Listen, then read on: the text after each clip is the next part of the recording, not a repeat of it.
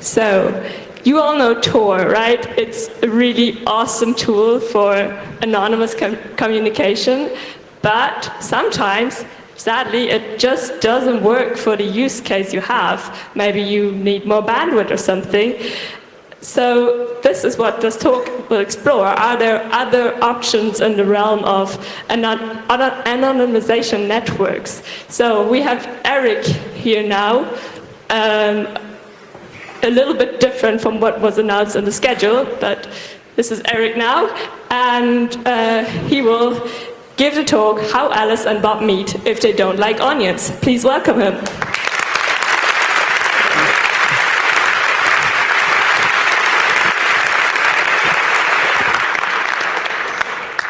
Hi, my name is Eric. I welcome you to my talk.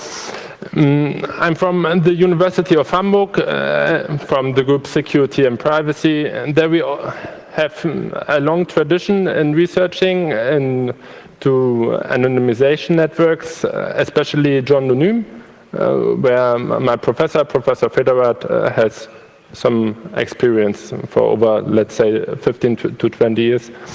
So let's have a look at the agenda for this talk. First of all, we do some basics about anonymity and strategies to achieve anonymity.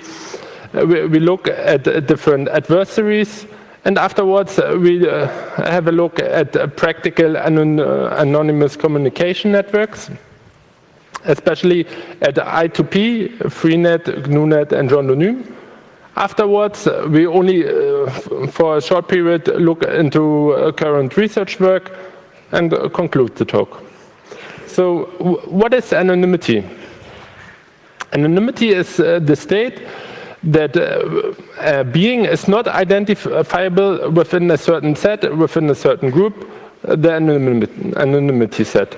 Here we see on the left side Alice, and she is within an anonymity set of senders who send the traffic towards the the ACN, Anonymous Communication Network. So the same is valid, for Bob. He is within a set of potential recipients, and therefore he also can achieve some recipient anonymity. Then there is also the options that both sides of the ACN are anonymous. In this case, we speak of sender-recipient anonymity. So, and there's also the property of unlinkability, which describes that there are some items of interest which an attacker is not able to sufficiently distinguish whether these two objects are linked or related to each other. We call this relationship anonymity if the attacker with the red hat is not able to distinguish whether the messages which are sent by Alice towards ACN and received by Bob, whether these are related or not. In this case, they can be linked, but there's also the case that they cannot be linked. And like this attacker, he can do some traffic analysis and tries to recognize patterns in the size of the packets or in the timing of the packets, or like some aggregated measures, like the bandwidth consumption of an entire session, or like from the content of the messages. So, an important question when we talk about anonymity is, who do you trust? And there are different strategies towards anonymity which try to establish trust. Like for example, there's the strategy of cover traffic, that you send some random traffic to hide your real content within. Quite successful is broadcasting messages, that you send your message not to one recipient, but to a lot of recipients, but only the true recipient, let's say Bob, is able to decrypt the message. Then you can also use a trusted third party, what is usually a VPN or a proxy. But you have to, it depends on your trust model. If you're fine with trusting your VPN, then you can achieve some sort of anonymity this way.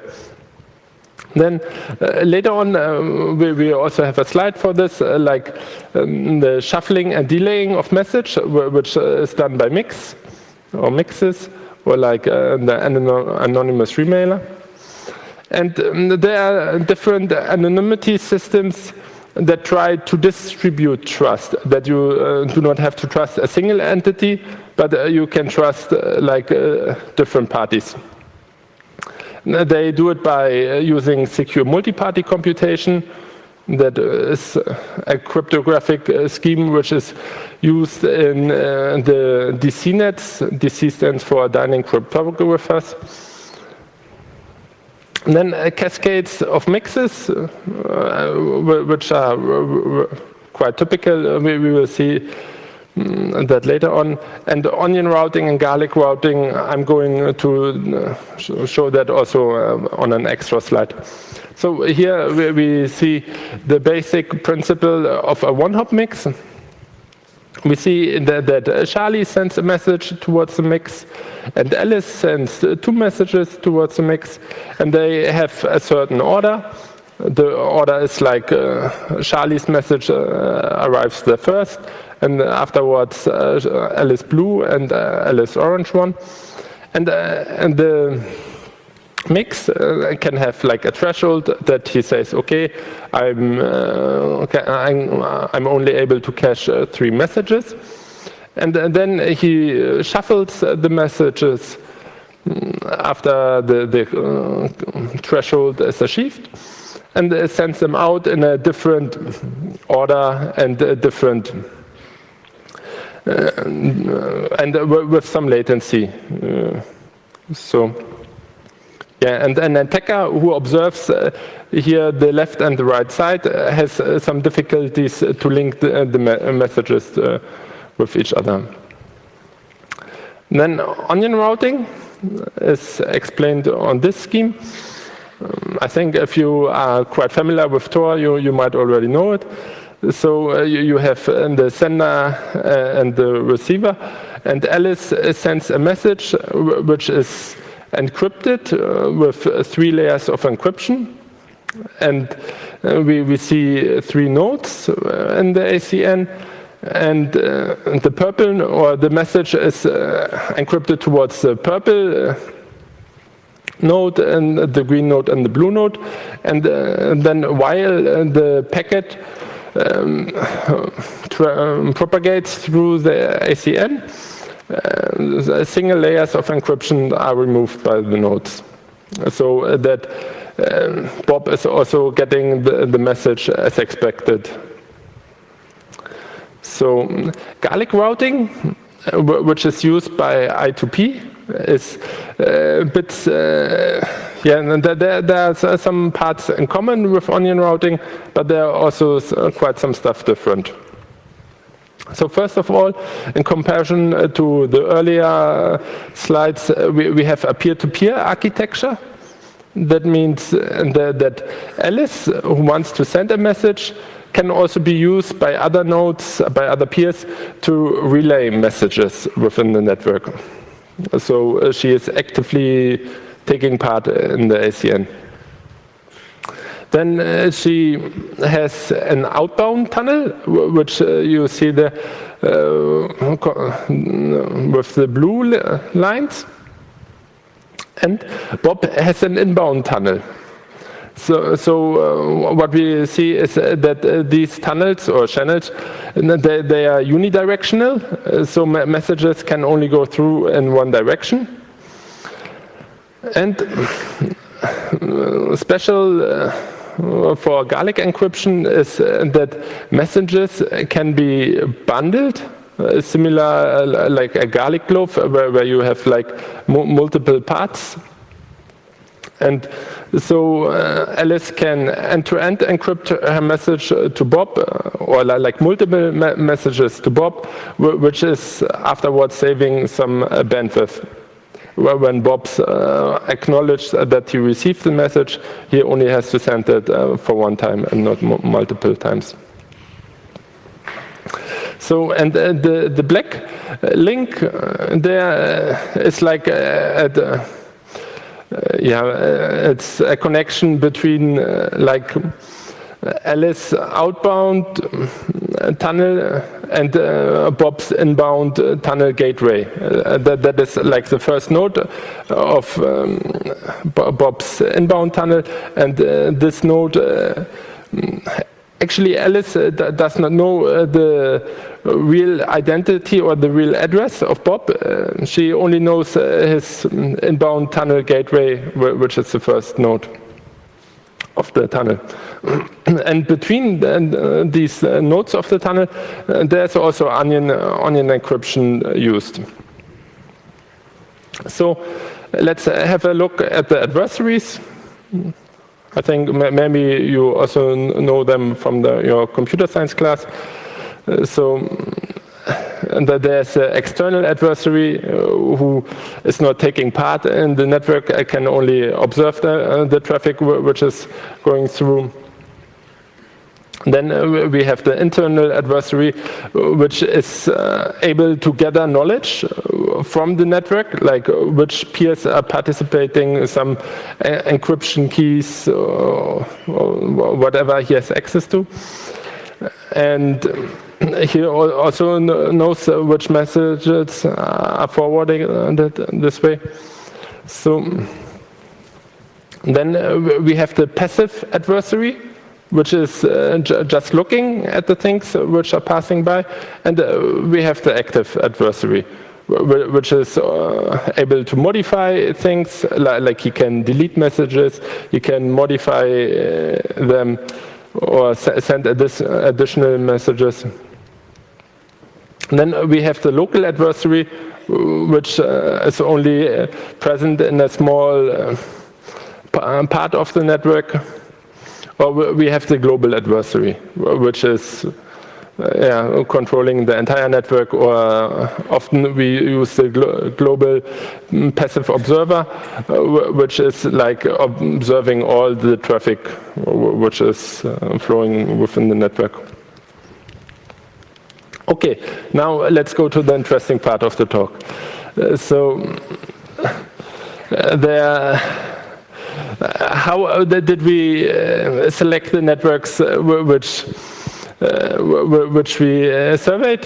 Like we had a look at what is there, and we noticed that there are a lot of things which are either not implemented, or they are not functioning well, or they are simply, it's not practical to use them.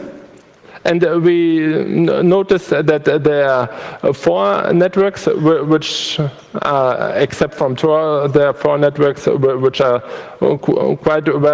quite easy to use. And that they have some active development, which are Jondonym, Freenet, GNUnet, and I2P. And later on,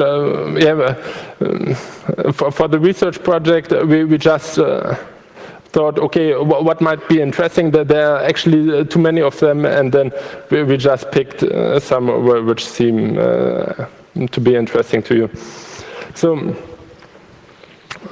first of all, let's have a look at I2P. I2P is low latency, a low latency peer-to-peer network with approximately 70,000 nodes.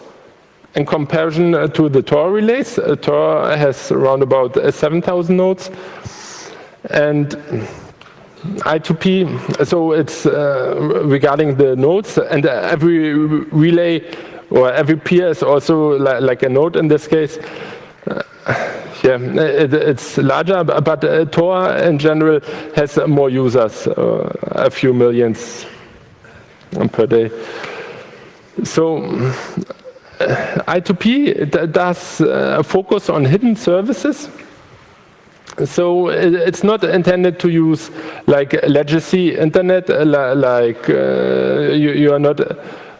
There are a few out proxies, so you can access some normal websites, which like Tagesschau or whatever, but actually it's not intended to be used in that way. So typical I2P applications are peer-to-peer applications, which includes like file sharing and BitTorrent, web browsing, then email instant messaging, IRC, and file storage. The community of I2P is quite active, and then they released during the last years, like every 3 months, a new release. So here we see how Alice and Bob are meeting on I2P. Here, these bars are the nodes of the tunnel, and it's not necessary that there are just 3 nodes. Actually, every peer can decide how many nodes he wants to have or she wants to have. So we see, and the size of the bar shows you whether an encryption layer is removed or whether it is added. So we see that the outbound tunnel removes encryption layers, the inbound tunnel again adds them, and we see that for garlic routing we need like two links. Well, like every participant needs at least two tunnels, one inbound tunnel and one outbound tunnel for successful communication. Similar to Tor, the lifetime of a tunnel is limited, both limiting the lifetime to 10 minutes. So I2P, how does I2P solve the bootstrapping problem? Peer-to-peer networks have a problem of how they find out who is already participating in the network. So I2P and also Freenet and GNUnet, which we will investigate later, and they use or they download a public source, which is hard-coded in the software, and there they download some active, or a list of some active peers. And afterwards, they can take part in the network.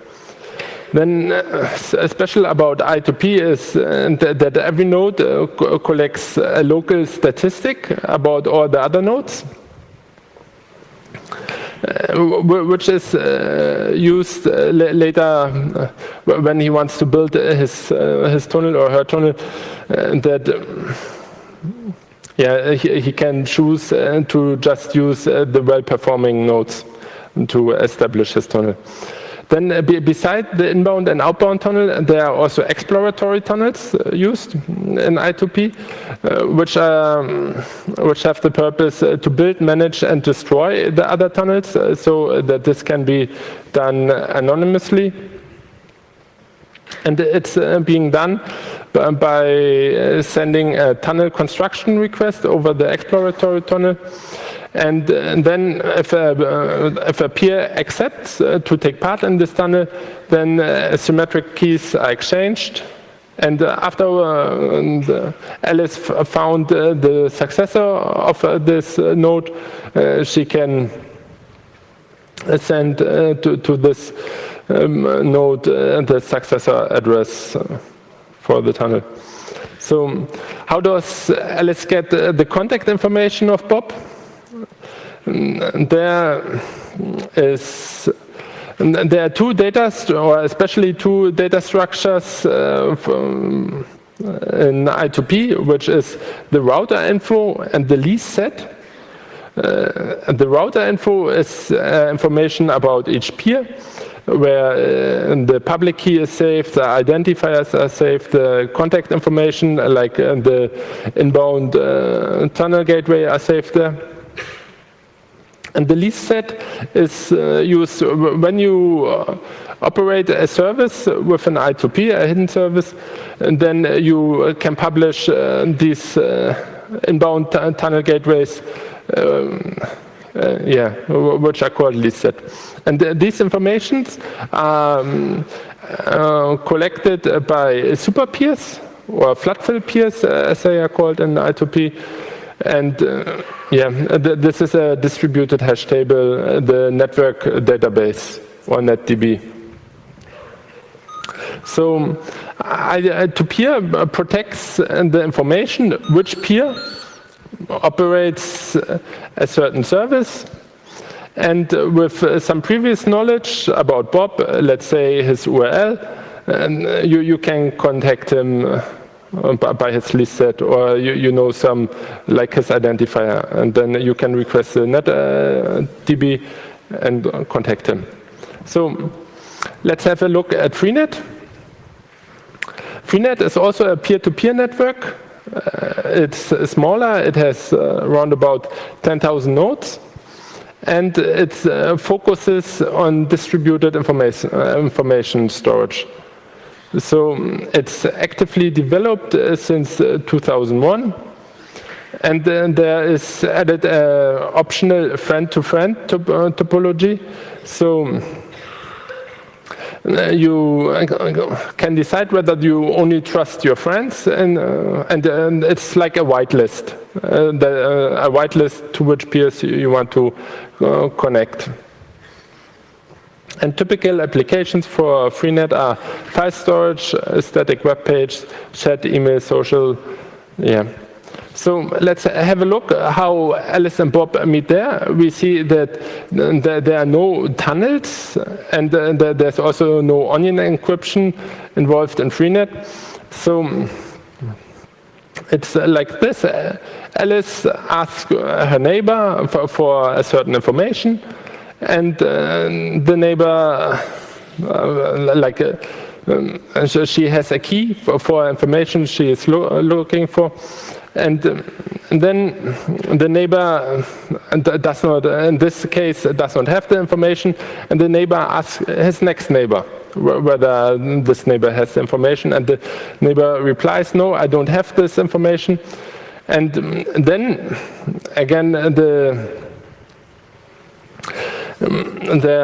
next nodes are asked, and here we see finally, after we follow all the links, we see that Bob was the only one who replied that he had this information, and with link number 10 he is sending this information towards Alice, and he's not sending this information directly, but he's sending this by the dark red and the green node.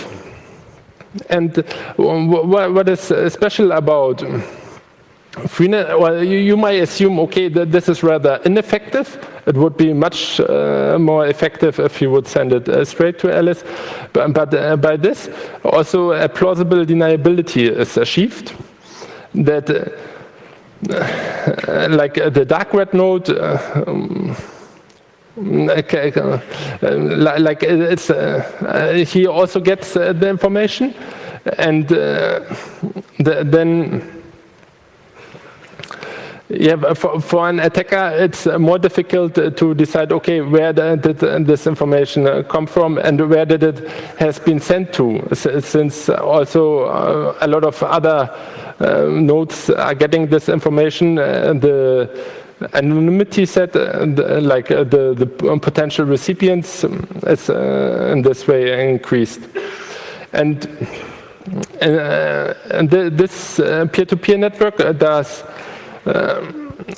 distributed information storage, and if you request information and it was the reply is successful, then the nodes on the green part, they are caching that information. So that when Alice, for the next time, asks, for example, the green node, do you have this information? Then this node can already serve this information. And by this method, this information, which is once sent to the freenet, is like a censorship-resistant cached by the nodes. And if Bob would be the publisher, he would have no option to delete this message afterwards. Messages are only deleted like if they are too old, when they have not been requested for a long time, and so the cache, they are removed from the cache. And each node in the freenet provides a few gigabyte roundabout to the network to store such information. GNUnet is very similar to freenet, but GNUnet, there's also some part, there's a GNUnet Foundation, which also intends to develop an alternative network stack where you also have this hop-by-hop architecture topology. So the primary application of GNUnet is also file storage and file sharing. It's similar to freenet, but has an economically inspired trust model. So Relay can decide whether they want to forward a message to one node or to multiple nodes. And there's also the option to trade anonymity versus efficiency. Identical to freenet, there's also the friend-to-friend option available, where you only trust the friends you already know. So have a look at how this works. Here where we see that Alice is sending a request to the purple node, and the purple node, this is a pink link, the lower pink link, there the starts, and she is sending a request to the purple node. The purple node forwards this request to the orange node. And what the purple node did is that he replaced the reply address which Alice sent. Alice sent her own address as the reply address by the address of the purple node. We see that the orange node is not doing this, and then this is why the link is purple. He does not touch the reply address, and so Bob does send the message not to the orange node, but to the purple node. And in this way, we have one node less in this path, and this way we can trade anonymity versus efficiency. So Jononym, it's another network. It focuses on legacy internet, so there are no hidden services available within Jononym. Jononym is also known as Java Anon Proxy, or JAP, and has been researched by the Anon project. So, and it's a mix-based ACN. And special about Jononym is the provider model. There's on the one side a premium service where users have to pay for it. For all the other networks, it's for free. The usage of those networks is for free. Or you can choose also to have a free access to Jononym, but there you only have 2 relays or 2 hops in a cascade, and for the premium model you would have 3 What is different regarding the provider model is that the operators are known and that they are approved by the company John Anonyme, and John Anonyme has 5,000 paying users. So let's have a look at John Anonyme. John Anonyme use a few cascades, and their path is predetermined. So either you use the gray cascade, the green cascade, or the black cascade, and there's no other option to, like by the sender, decide which route he or she wants to take, like it would be possible in I2P and Tor. And John Anonyme has two services, and the info service, which is providing the user with some performance information about the cascades, how many users are using this cascade, how many bandwidth is still available, and there's the billing service. And what is special about John Anonyme is that there the wall you see, this is like, for example, the Great Firewall of China, that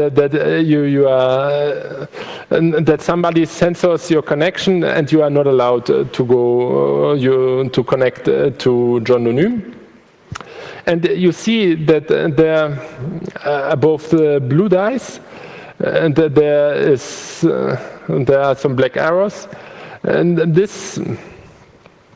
In the GUI of this John Anonyme application, you have the option that you allow other users to that you share your bandwidth with other users in case they are censored. And so now the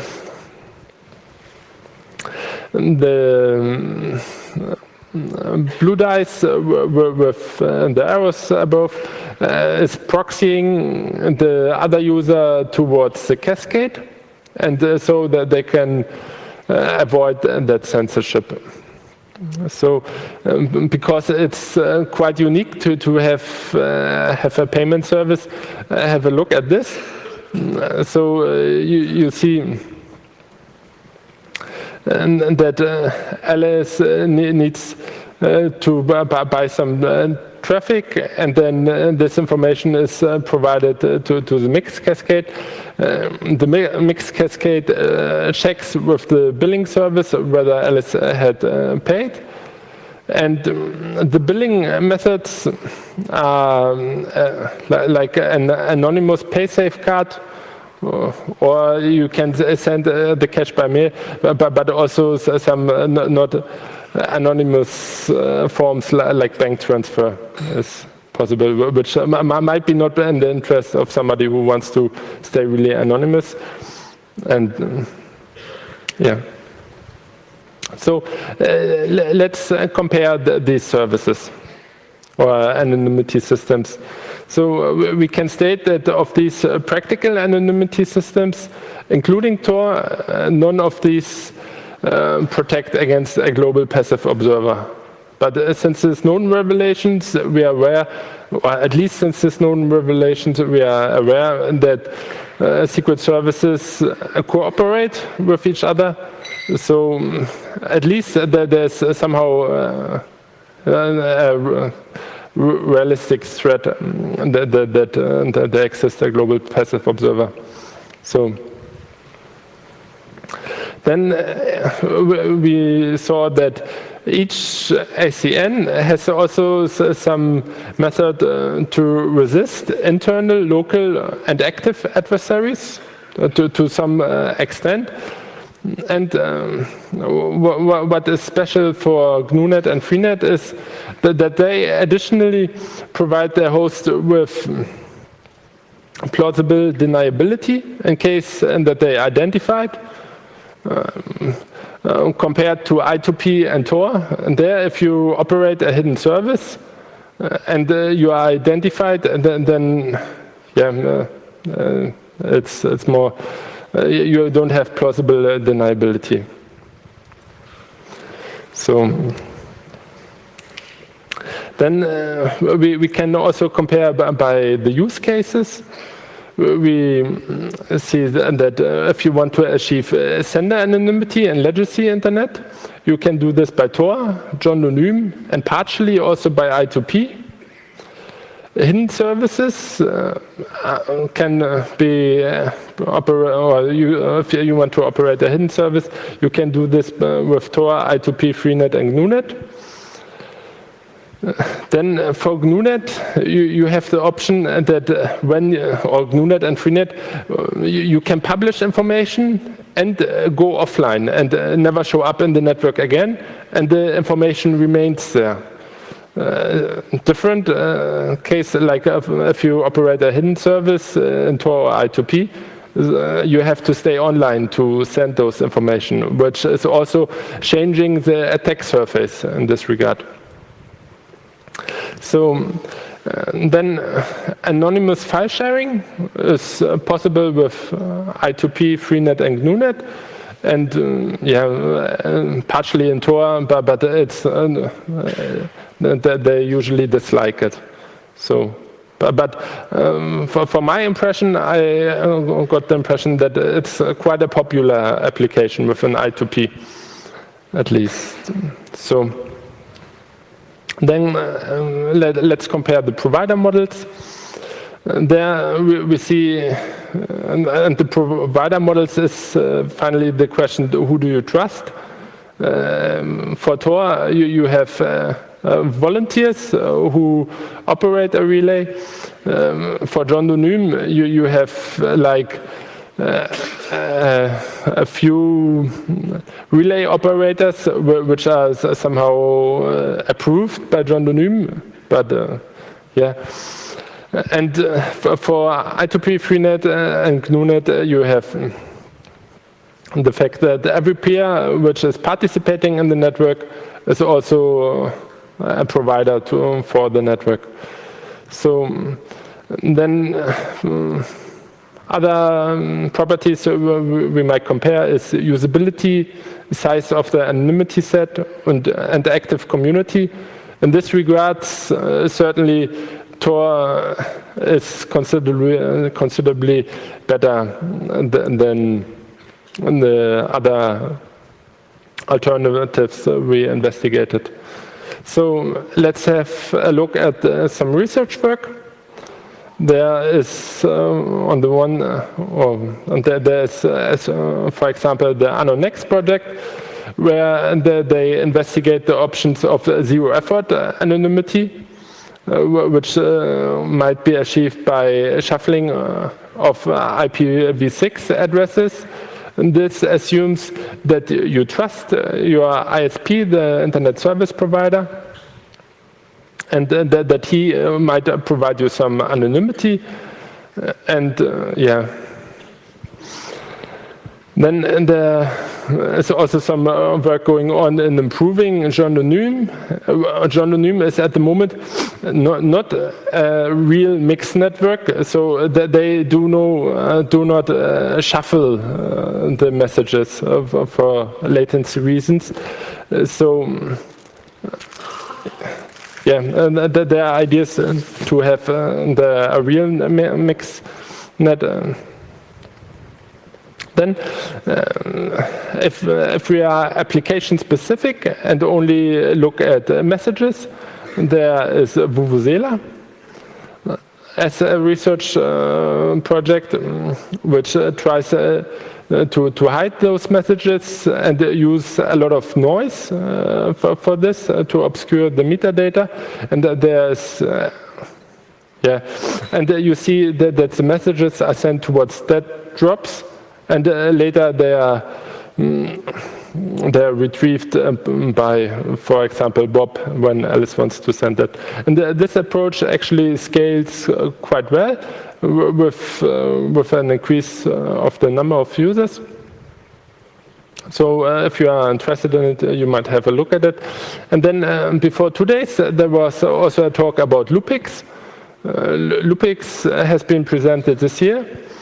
So it's an approach where they use some cover traffic and It's also mixed-net based, and at least they aim to resist powerful adversaries such as global passive observers and active attackers. Yeah, but I think that it's still not an easy task to achieve. So, and they have the security goals of sender-receiver unlinkability, or the sender and receiver are unlinkable by a third party. Sender online observability, so that nobody can identify whether the sender is online or offline. And receiver unobservability. So my conclusion is that Tor is good, but there are certainly other options which you might want to explore. Then there is no practical anonymity system out there which actually resists a global passive observer. And yeah, if we want to achieve anonymity, this will not be possible without security. So I think it's very much appreciated if you go ahead and test this system, report bugs, and send patches to improve them. And your participation in these networks does not only improve your personal privacy, but you will increase the anonymity set, and in this regard also improve the privacy of others. So, thank you.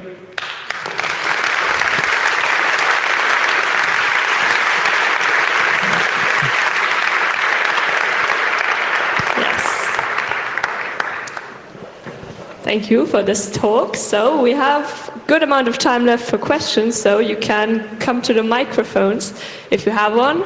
So yeah, I see someone at microphone 4, so you can ask your question.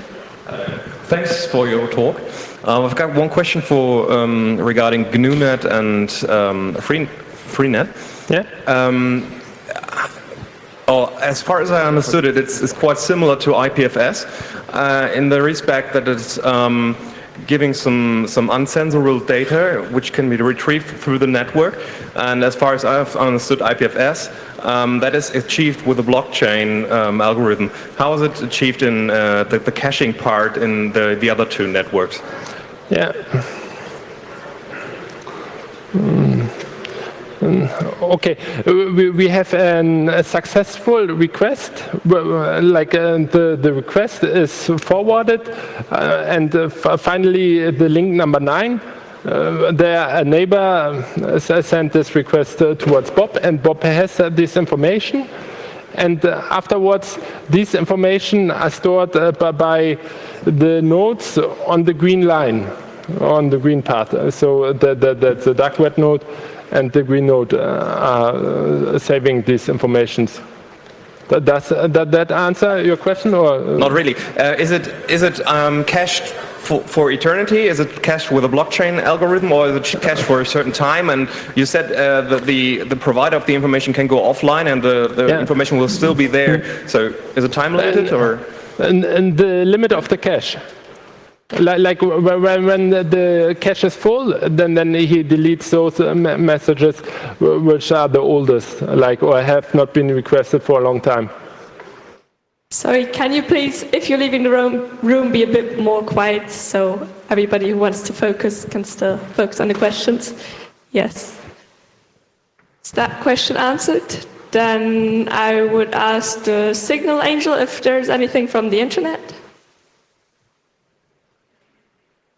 Yes, there is. Would you prefer I2P over Tor for a hidden service if latency was not a problem?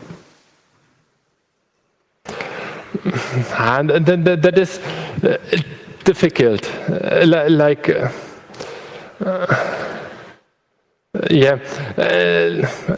Like there are different security assumptions, and it's difficult to decide which system is more secure than the other. Certainly, Tor is more actively developed and more actively researched and more actively tested. So this might be something which indicates that it's reasonable to decide to use Tor, but yeah, maybe it also depends on the specific service which should be operated. Yeah. Okay, so there are two people at microphone 1, so here we go. Of the solutions you presented, how well do they scale? Or more specifically, would it be feasible to run all internet traffic on top of Tor hidden services or I2P? And would that actually make the internet a better place? We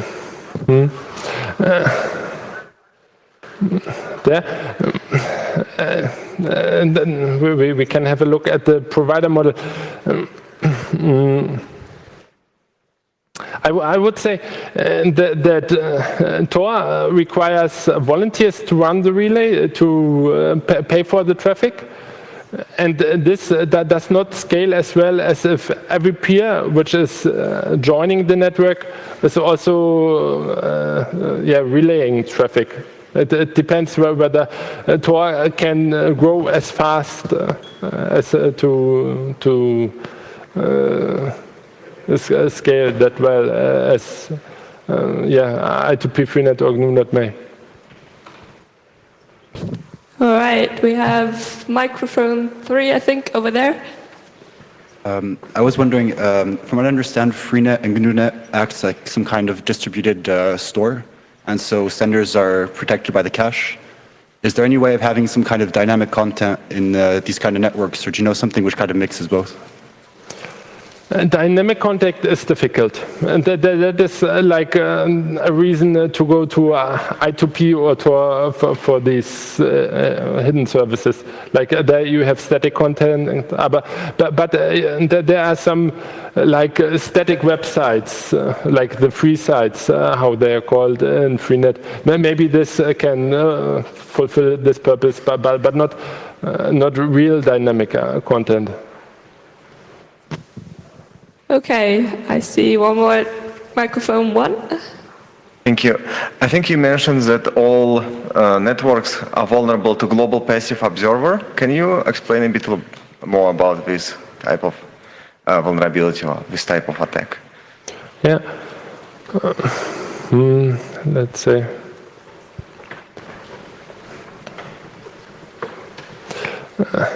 Like here, actually, we if we can observe all links in the network, if we observe all links in the network, then we know exactly which network sent or which node sent the traffic to the others, and if we observe this over a long time, then we can drastically reduce the anonymity set, because we see that maybe Alice is sending the message to the first node, and the first node is maybe sending some messages to 2-3 nodes, and the next node is also sending the messages to 2-3 nodes. But over a long period, we can pretty well correlate these traffics. Is it practical now? What do you think? Practical? For a global passive observer? Yeah. I don't know about the capabilities, but like for John where you have like very few relays, let's say that they have 20 relays or something like this. This is, even if they are in different jurisdictions, it's actually able for Secret Service to observe exactly the traffic of 20 relays. So it's certainly more difficult if you have 70 nodes, 70,000 nodes, but for some networks it seems reasonable. Okay, the signal angel again, please. Rafi wants to know whether you have looked into the rifle anonymity network by Knopf et al., which is currently still in a research project as far as he knows. Did you get the question? Because I couldn't hear it well. Can you read it again, please? Yes, sorry. Rafi wants to know whether you have looked into the rifle anonymity network by Knopf et al. Yeah, we looked into it, and rifle is a different approach where they use that DC nets, dining cryptography, cryptographer nets, and yeah, they are actually, because they use secure multi-party computation, they can resist an attacker if only one member of the relay, if only one relay is trustworthy, then they can provide the anonymity. So yeah, this is also certainly interesting. And they also have another approach which is called verified shuffle, where you also can prove that a shuffle really, or that a mix shuffled the order of the messages. Okay, then we have microphone 1. Hi, thanks for your talk. As part of the research, did you look at the resiliency to censorship? I mean, in many places, many enterprises using these tools is considered a security risk.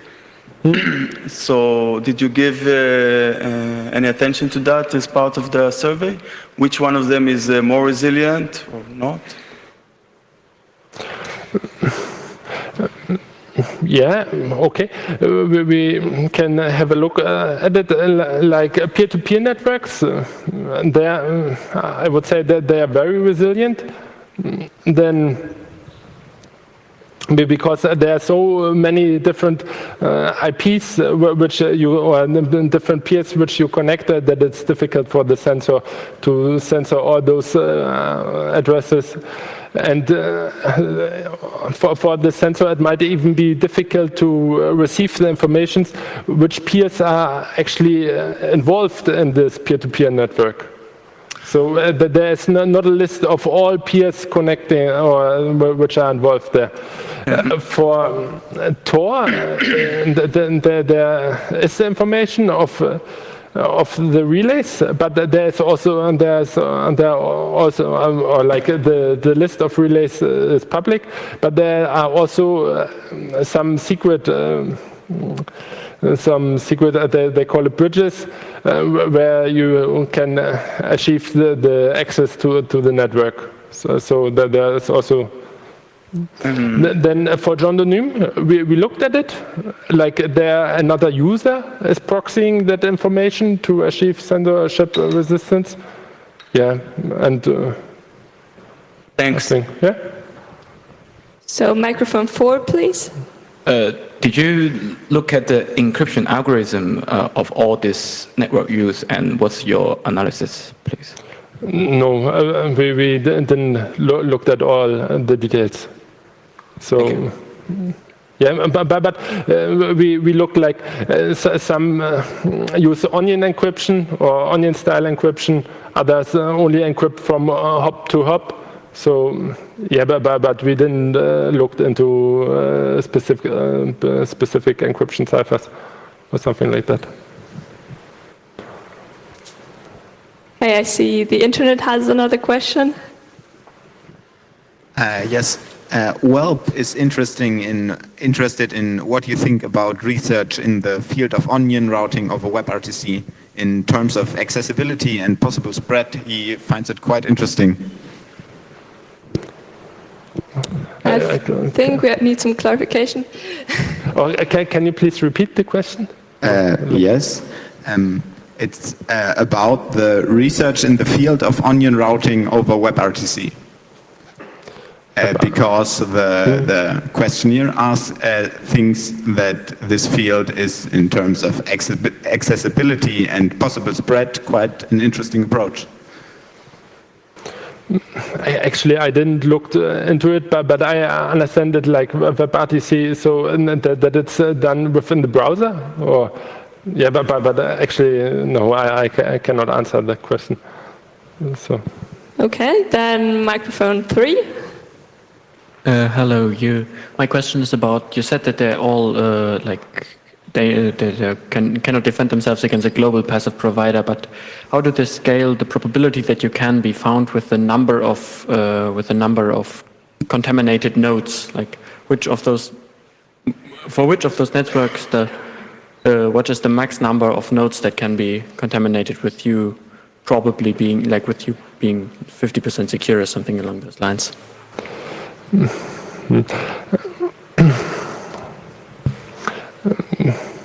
Yeah. Okay, let's try it that way. Okay. Usually, if you have this setup, that the entry node and the exit node, like if you know that there are 3 nodes within the route or within the path, and you know that the entry node and the exit nodes which you are using are malicious and they are cooperating with each other, then it's very, very difficult to have a traffic pattern which does not identify you. And this would be valid for Tor and John. So, and for the peer-to-peer networks, it depends on your neighbors. Like if I2P has 70,000 nodes, but your neighbors are not malicious, so and they still protect you. In I2P, since the length of the tunnel is also not fixed or not specifically known, and each peer can decide how long his tunnel should be. And then there it's quite difficult for an attacker to know that this attacker is the entry point and that besides him is the real entity, like besides him is Alice. For an entry guard or for an entry node, yeah, it's more dangerous because he knows that beside him is like the real person. Okay, last person I think is microphone 1. You talked about plausible deniability of GNU-net and Freenet. Can you say what you can deny and what not? For example, can you say that I'm part of the network or so?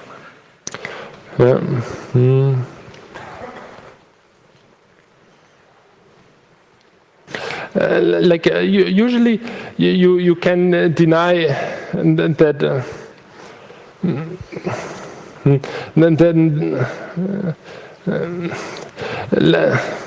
okay, in this case an attacker does not know whether you are the last hop and whether you really received this information or whether there's an hop afterwards. So if you send this information to somebody, then he can deny, no, I only propagated or transmitted this information to somebody else, and this is quite plausible. So, and if you have the information, then actually here I would say that the green node does not know whether this information was hosted by the red node or the blue node. So just knows, okay, and this information was somewhere over there in the network and is now coming to me. Then another thing which I didn't mention, that you store the information as a peer, and the information you store is encrypted, and you actually do not know what is inside these files. So you are storing information, but you can deny that you know that it is a specific information. So this is also something which you can plausibly deny. Okay, I don't see any more questions. Do you have another one, or? I have another question. You said none of these networks provide protection against a global passive observer. For I2P, I think, if you have a service like I2P Bote, where there is no connection, this is, do you know any attack against that? Because it says it can provide a protection against such attacks. Okay, I2P Bote is like the email application. Yeah. Okay, for emails, it might be easier to provide this because sometimes you only send a single message.